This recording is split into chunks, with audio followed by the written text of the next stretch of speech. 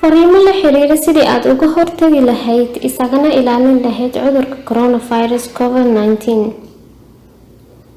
yaree khatarta kaaga imaan karta cudurka corona.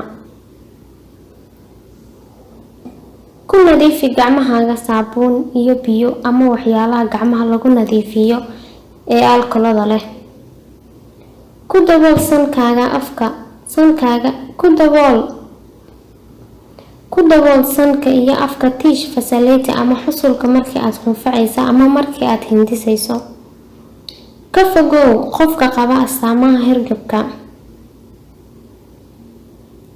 si fiican u kori hilibka iyo ukunta. ka ilaali naftaada iyo dadka kale inuu ku dhaco cudurka. ku dhaq gacmahaaga saabuun iyo biyo markasta oo aad qunfacdo ama aad hindisto. haddii aad xanaanaysid qof xanuunsan, ka hor inta aadan cuntada diyaarin, ka hor inta aadan cuntada qaybinin, ka hor inta aadan cuntada cunin, kadib isticmaalka suuliga ama musqusha.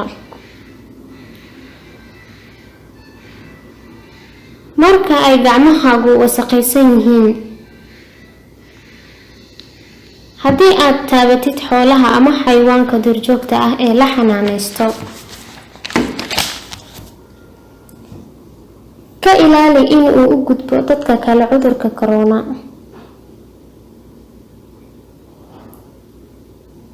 ku dabool sanka iyo afka tiish fasaleyta ama xusulka marka aad qunfacayso ama aad hindisayso.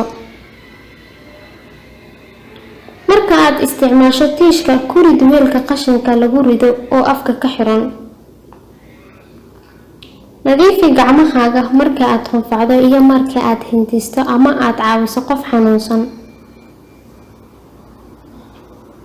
iska ilaali inaad qaado cudurka corona. ka taxadar mar walba in aad gacmahaaga ku taaban indhahaaga, sankaaga iyo afkaaga. ka fogow in aad si toos ah u taabato dadka qaba xanuunka, sida taabasho indhaha, sanka iyo afka, iyo sidoo kale xayawaanka duurjoogta ah ee la xanaaneeyo.